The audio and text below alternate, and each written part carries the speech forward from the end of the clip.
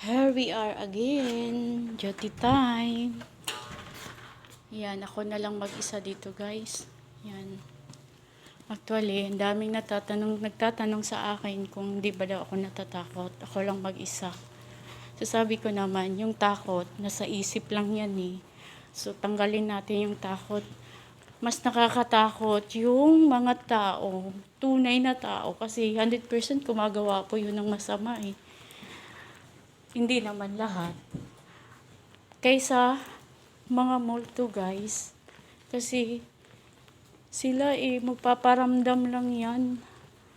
Pero kung yung tao, kung gustong gumawa ng masama, gagawa talaga ng masama. Yun. Kaya tibay lang ng loob. Pagdating sa trabaho, tiwala sa sarili. Yan, guys. So, thank you for watching. Bye-bye.